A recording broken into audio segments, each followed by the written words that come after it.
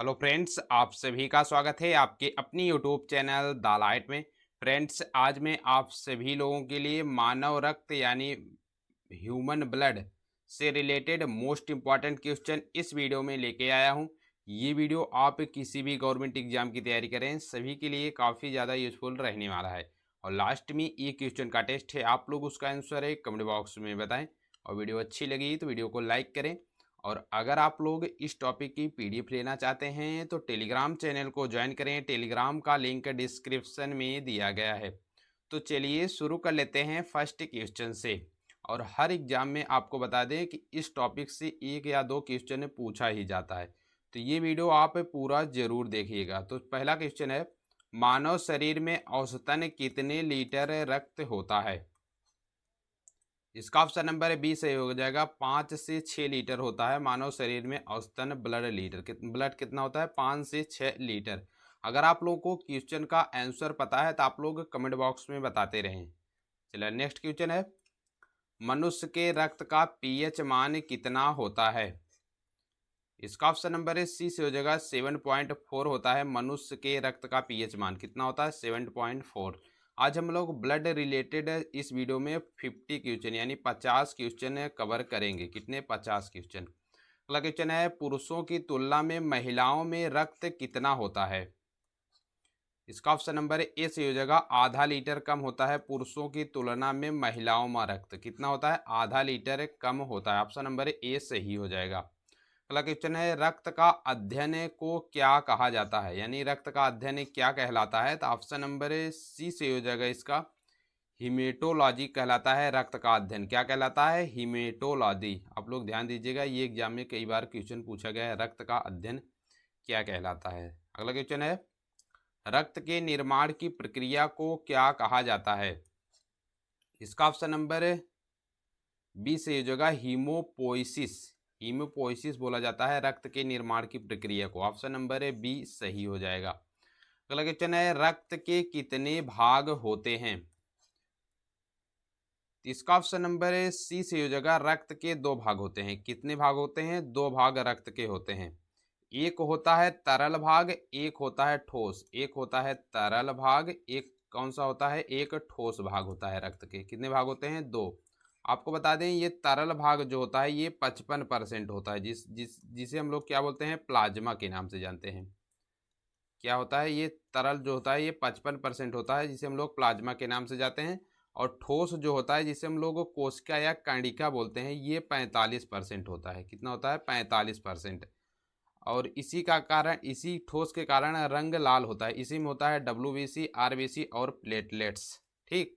और जो तरल भाग होता है इसमें होता है 90%, आपको बता दें वाटर होता है। 90% वाटर होता है, 7% प्रोटीन होता है और 2.9% मिनरल्स पाए जाते हैं और अन्य पाए जाते हैं पदार्थ 0.1%। तो ये आप लोग ध्यान दीजिएगा, एग्जाम में कई बार पूछा गया है कि जो तरल पदार्थ है इसमें कितने परसेंट वाटर पाया जाता है? तो 90% वाटर पाया जाता है। और जो ठोस भाग है इसमें आरबीसी डब्ल्यूबीसी आरबीसी और प्लेटलेट्स, ये तीनों भाग पाए जाते हैं इसमें। ठीक। अगला क्वेश्चन देखते हैं, रक्त में आरबीसी को जब निकाल दिया जाता है तो शेष भाग क्या बचता है? इसका ऑप्शन नंबर ए से हो जाएगा। प्लाज्मा बचता है जब रक्त में आरबीसी को निकाल दिया जाता है। क्या बचता है? प्लाज्मा। अगला क्वेश्चन है, आरबीसी का मुख्य कार्य क्या है? आरबीसी का मुख्य कार्य क्या है? तो इसका ऑप्शन नंबर बी से हो जाएगा। ऑक्सीजन का परिवहन करना आरबीसी का मुख्य कार्य है। क्या है? ऑक्सीजन का परिवहन करना। ऑप्शन नंबर बी सही हो जाएगा। अगला क्वेश्चन है, मानव शरीर में आरबीसी का निर्माण कहाँ होता है? इसका ऑप्शन नंबर सी सही हो जाएगा। अस्थि मज्जा यानी बोन मैरो में होता है आरबीसी का निर्माण। कहाँ पर? अस्थि मज्जा या बोन मैरो में। अगला क्वेश्चन है, आरबीसी का वैज्ञानिक नाम क्या होता है? इसका ऑप्शन नंबर सी से हो जाएगा। एरिथ्रोसाइट होता है आरबीसी का वैज्ञानिक नाम। क्या होता है? एरिथ्रोसाइट। अगर आपसे पूछे थ्रोम्बोसाइट किसका है तो प्लेटलेट्स का है, और ल्यूकोसाइट डब्ल्यूबीसी का है। अगला क्वेश्चन देखते हैं, आरबीसी की खोज किस वैज्ञानिक ने की थी? ऑप्शन नंबर ए से हो जाएगा। एंटीनो ल्यूवेनहॉक ने की थी आरबीसी की खोज। इंपॉर्टेंट क्वेश्चन है, एग्जाम में कई बार ये क्वेश्चन पूछा गया है, तो आप लोग ध्यान दीजिएगा। अगला क्वेश्चन है प्लाज्मा का रंग कैसा होता है। जो प्लाज्मा होता है आपके शरीर में उसका रंग कैसा होता है। तो ऑप्शन नंबर है बी से हो जाएगा हल्का पीला, या कहीं कहीं ऑप्शन में पीला भी मिल सकता है। ऑप्शन नंबर है बी सही हो जाएगा। अगला क्वेश्चन देखते हैं प्लाज्मा का रंग पीला किस कारण से होता है। ऑप्शन नंबर ए सी से हो जाएगा बिलीरुबिन वर्णक के कारण होता है प्लाज्मा का रंग पीला। किसके कारण? बिलीरुबिन के कारण होता है। प्लाज्मा का रंग कैसा होता है? पीला होता है। किसके कारण होता है? बिलीरुबिन के कारण। अगला क्वेश्चन है मानव रक्त किस प्रकार का उत्तक है। इसका ऑप्शन नंबर है सी से हो जाएगा तरल संयोजी ऊतक है, यानी लिक्विड कनेक्टिव टिश्यू है मानव रक्त। कैसा है? तरल संयोजी ऊतक है। अगला क्वेश्चन देखते हैं मानव शरीर में रक्त की मात्रा कुल वजन का कितना प्रतिशत होता है। ऑप्शन नंबर बी से हो जाएगा 7% होता है। मानव शरीर में रक्त की मात्रा कुल वजन का कितना होता है? 7%। अगला क्वेश्चन है मनुष्य के रक्त का पीएच मान 7.4 होने के कारण रक्त क्या है, यानी उदासीन है, अम्लीय है, क्षारीय है, या उपयुक्त सभी। तो इसका ऑप्शन नंबर है सी से हो जाएगा क्षारीय है, यानी 7 से अधिक जो होता है, एक जो पैमाना है उसमें 7 से अधिक जो होता है वो क्या होता है? क्षारीय। 7 पर उदासीन होता है, और 7 से कम जो होता है उसे अम्लीय हम लोग कहते हैं। तो 7 से अधिक 7.4 है, तो ये कैसा है? तो क्षारीय है। अगला क्वेश्चन देखते हैं प्लाज्मा से फाइब्रिनोजेन को निकाला जाता है तो शेष प्लाज्मा क्या कहलाता है। इसका ऑप्शन नंबर है बी से हो जाएगा सीरम कहलाता है। शेष प्लाज्मा को क्या हम लोग बोलते हैं? सीरम। ऑप्शन नंबर बी सही हो जाएगा। अगला क्वेश्चन देखते हैं भ्रूणावस्था में आरबीसी का निर्माण कहाँ होता है। इसका ऑप्शन नंबर है सी से हो जाएगा यकृत में होता है आरबीसी का निर्माण। अगर आपसे पूछे ये आरबीसी का निर्माण कहाँ होता है तो अस्थि मज्जा में, लेकिन अगर आपसे पूछे भ्रूणा अवस्था में आरबीसी का निर्माण कहाँ होता है तो इसका यकृत में हो जाएगा। और सीधा पूछे अगर आपसे आरबीसी का निर्माण तो वो अस्थि मज्जा यानी बोन मैरो में होता है। तो इसका ऑप्शन नंबर है सी सही हो जाएगा। अगला क्वेश्चन देखते हैं मानव शरीर में आरबीसी का विनाश कहाँ होता है। इसका ऑप्शन नंबर डी से हो जाएगा उपयुक्त सभी, जिसे हम लोग ये सभी एक ही नाम है ये दोनों, और यकृत में होता ही है। और स्प्लीन और प्लीहा ये दोनों एक ही नाम है। प्लीहा इसका, स्प्लीन जो है ये इंग्लिश में नाम है, तो कहीं कहीं ऐसे हिंदी में लिख के आ जाता है, तो ये आप लोग ध्यान दीजिएगा। इसका ऑप्शन नंबर डी सही हो जाएगा। अगला क्वेश्चन देखते हैं आरबीसी का जीवन काल कितना होता है। इसका ऑप्शन नंबर है बी से हो जाएगा 120 दिन होता है आरबीसी का जीवन काल। कितना होता है? रेड ब्लड कॉर्पल्स का जीवन काल कितना होता है? 120 दिन। अगला क्वेश्चन है मानव शरीर में ब्लड बैंक ऑफ आरबीसी किसे कहा जाता है। ब्लड बैंक ऑफ आरबीसी किसे कहा जाता है। ऑप्शन नंबर डी से हो जाएगा उपयुक्त सभी, जिसे हम लोग प्लीन या स्प्लीन या प्लीहा बोलते हैं। इसी को हम लोग हिंदी में क्या बोलते हैं? तिल्ली। तिल्ली के नाम से जानते हैं, यानी ये तीनों नाम एक ही है। और अगर आपसे पूछे ब्लड बैंक ऑफ आरबीसी किसे कहा जाता है तो कहीं कहीं ऑप्शन में स्प्लीन दिया रहता है, कहीं कहीं तिल्ली, कहीं कहीं प्लीहा। तो ये तीनों ऑप्शन में आ सकते हैं अलग अलग तरह से, तो आप लोग ध्यान दीजिएगा तीनों एक ही नाम है। अगला क्वेश्चन देखते हैं पहाड़ों पर जाने से आरबीसी की संख्या पर क्या फर्क पड़ता है। इसका ऑप्शन नंबर है बी से हो जाएगा बढ़ जाता है। आरबीसी की संख्या क्या होती है? बढ़ जाती है पहाड़ों पर जाने पर। ऑप्शन नंबर है बी सही हो जाएगा। अगला क्वेश्चन है सोते समय आरबीसी की संख्या पर क्या फर्क पड़ता है। इसका ऑप्शन नंबर है सी से हो जाएगा कम हो जाता है। आरबीसी की संख्या कम हो जाती है सोते समय। ऑप्शन नंबर है सी सही हो जाएगा। अगला क्वेश्चन है कौन सा विटामिन रक्त का थक्का बनाने में मदद करता है। ऑप्शन नंबर डी से हो जाएगा विटामिन के जो होता है ये रक्त का थक्का बनाने में मदद करता है। ऑप्शन नंबर डी सही हो जाएगा।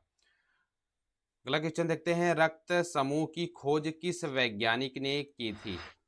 रक्त समूह की खोज तो ऑप्शन नंबर है सी से हो जाएगा कार्ल लैंड स्टीनर ने की थी रक्त समूह की खोज। कौन किए थे? ऑप्शन नंबर है सी से हो जाएगा कार्ल लैंड स्टीनर ने। अगला क्वेश्चन है कौन सा रक्त समूह सर्वग्राही रक्त समूह कहलाता है। सर्वग्राही यानी सबको दे। ऑप्शन नंबर ए से हो जाएगा ए बी। ए बी सर्वग्राही है, यानी ये सबको दे सकता है, तो ऑप्शन नंबर ए सही हो जाएगा। सर्वग्राही रक्त समूह है। अगला क्वेश्चन है कौन सा रक्त समूह सर्वदाता कहलाता है। सॉरी, ये सर्वग्राही मतलब सबसे ले सकता है, ये आप लोगों को गलत बता दें। सर्वग्राही मतलब सबसे ले सकता है, और सर्वदाता मतलब सबको दे सकता है। तो इसका ऑप्शन नंबर है 27 का सी सही हो जाएगा। ऑप्शन नंबर है सी यानी ओ ब्लड ग्रुप जो है ये सर्वदाता होता है। अगर आपसे ओ ना मिले तो ओ निगेटिव मिल सकता है, और अगर आपसे ए बी कहीं ना मिले सर्वग्राही में तो ए बी प्लस भी मिल सकता है। आप लोग ध्यान दीजिएगा। अगला क्वेश्चन है, रक्त समूह सर्वदाता रक्त समूह कहलाता है क्योंकि, क्यों कहलाता है ये? तो इसका ऑप्शन नंबर है 20 हो जाएगा, कोई एंटीजन ना होने के कारण। मतलब जो रक्त समूह ओ है इसमें कोई एंटीजन ना होने के कारण यह सर्वदाता कहलाता है रक्त समूह ओ।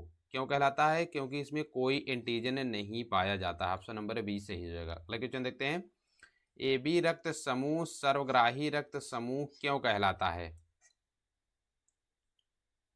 इसका ऑप्शन नंबर ए सही हो जाएगा, कोई एंटीबॉडी नहीं होने के कारण ए बी रक्त समूह सर्वग्राही रक्त समूह कहलाता है। अगला क्वेश्चन देखते हैं, स्वस्थ मनुष्य का रक्तदाब कितना होता है? ऑप्शन नंबर है 20 हो जाएगा, 120/80 mmHg होता है स्वस्थ मनुष्य का रक्तदाब।